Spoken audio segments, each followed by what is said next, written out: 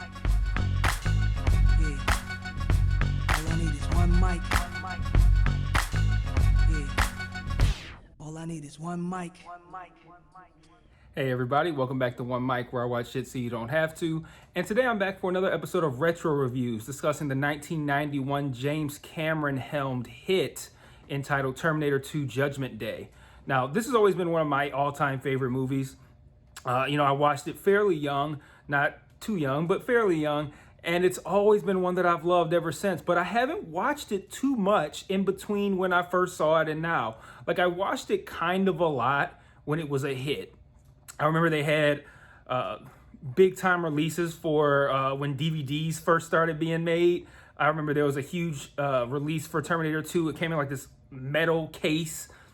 I remember one time I went into like Best Buy or something, and they were promoting a new like sound system that they had, and like these big giant new TVs, and they were playing Terminator 2 on there as like the best example of like, hey, if you get this new system, this is what you can expect. And they played Terminator 2 on it. But it's one that I just haven't revisited a lot. And July 3rd was its 30-year anniversary. I don't know what day I'm going to post this, so I don't know what day July 3rd is relative to when you see this, but it won't be too far away. So, maybe it was a few days ago, maybe it was a week ago, something like that. But July 3rd was a 30-year anniversary. I came across it on Twitter, and I thought, let me check this out. I had other things I planned on watching that night, but I'm like, let me check this out. Let me give one of my favorite movies a look. I'll maybe watch it for like 30 minutes, an hour, and then I'll go resume doing other stuff. And over 2 hours later, I was still watching the movie because it's that goddamn good and captivating, and it was great. And I thought, I was watching this for pure enjoyment, but now here I am watching something that I had one idea of however many years ago, and now here I am all this time later watching it again, and this is a perfect opportunity to hop in front of a camera for retro reviews and say, hey, does this movie hold up or not? So I have a few things I want to talk about in regard to this movie. A combination of like information about it, kind of like research, and then just like my thoughts. So like I mentioned before, it's released July 3rd, 1991, directed by James Cameron, written and directed by James Cameron. And at the time, James Cameron had some heavy hitters under his belt. He had the first Terminator, 1984-ish, I believe. He had the sequel to Aliens, and I'm going to talk about Alien very, very briefly later, but just kind of like a preview. I don't know if you give a shit, but it's coming. He did the sequel, Aliens, 1986, give or take. The Abyss, 1989. Then he did this in 1991. And then, as you all probably know, he went on to earn an Oscar for Titanic from 1997. And then he went on to direct Avatar, one of those big-time genre-defining movies that, while not incredibly celebrated as a great film, was a change in the sci-fi genre as far as like what we can expect to experience when we go into the movies. It was the first one where it had like some like real dope-ass 3D, where it was filmed in 3D and meant for 3D.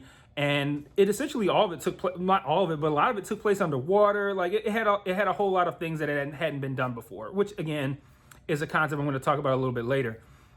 But James Cameron's had a pretty illustrious career, is the point that I'm trying to make. It's interesting that a movie like this that's never going to be forgotten. It's an all-time great sci-fi film, and it's probably not even his most well-known work. You ask somebody about James Cameron, they're probably going to talk about Titanic. They're probably going to talk about Avatar. And then you get the older kind of like cinephiles like me who will talk about the Terminator movies and Aliens and shit like that. But pretty impressive filmography for James Cameron. So when I talk about genre defining, and redefining actually would be the best way to put it. Every now and then I feel like there are, and this really happens in sci-fi a lot, sci-fi movies that come along that kind of redefine the genre or reinvigorate the genre. They bring you something new, they bring you something exciting, really fun, really entertaining, kind of maybe make you think a lot. And these movies come along every few years, and Terminator 2 is one of them. No, Terminator is one of them, but Terminator 2, I think, is the real game changer, because that's the one that took everything to the next level. When I say everything, I don't mean between Terminator 1 and Terminator 2. I mean, everything that preceded Terminator 2 was taken to the next level by T2. So you have, like off the top of my head, you got Blade Runner, even farther back, Alien, game changer right there, redefiner for the genre, about 1979, 1982, Blade Runner. I'm trying to think of stuff off the top of my head right now. We'll skip to this, 1991 for Terminator 2. You get The Matrix in 1999 is another one. I think another could be like Inception. I think I have a couple written down. Inception was one I had. 2010. Inception, I think, is one. Minority Report, 2010. Interstellar, 2014. So like every now and then you have something that comes along that kind of just takes a step up. It raises the expectation and it takes the genre to the next level. And I think that's why Terminator 2 ranks as probably the second best sequel in film history, in my opinion. A combination of the quality of the film and the impact that it had on the genre.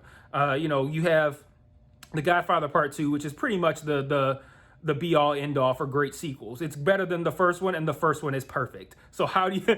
you got two movies that are 5 out of 5, and you just happen to have one that's a little bit better 5 out of 5 than the other. Like, that doesn't really exist anywhere else.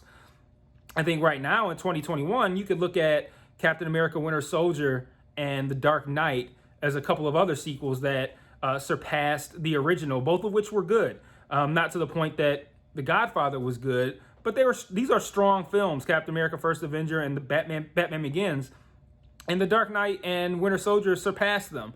And I think there might be people that will make the argument that one of those films or both of them is better than Terminator 2. But the reason I put Terminator 2 higher is because of the fact that it completely it just changed the game for the sci-fi genre. Whereas at the end of the day, Winter Soldier and The Dark Knight didn't do anything for their respective genres.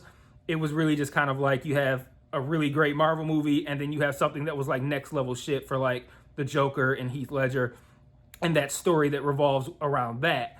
But Terminator 2 really just changed the game, man. Next level. It was way ahead of its time. Next level special effects, wall-to-wall action. This thing gets like maybe about 10 minutes in before it's already just like, okay, now we're just going to take off and we're going to keep going full speed for the rest of this movie. It's funny. It has like, it takes this idea of like, can robots learn? Can robots learn human emotion? Because they can't feel emotion, but they can learn it and understand it, right? All of these are ideas that we haven't really seen in film like that. And Terminator 2 had so many different things going on with it. Like one of the things I want to talk about too is you look at the first one, already kind of a landmark film. You take that one, you take the bad guy and make him the good guy in this one. And there's a lot of times where you look at a movie and like the bad guy becomes good, but like or learns a lesson. But the actual bad guy, the villain, becoming the protagonist of the I don't know if you really call him the protagonist, but like is the good guy in the sequel. That was an interesting decision to make, and it made for a great moment in that movie. So I thought that was pretty cool. The special effects, again, next level for 1991, and still look good today. There's a couple of moments where you can, like, if you're looking hard, you can be like, that would be a little bit better now, but not by any means are these things where you look at it like, oh, this looks dated and crappy. Like, it still looks good.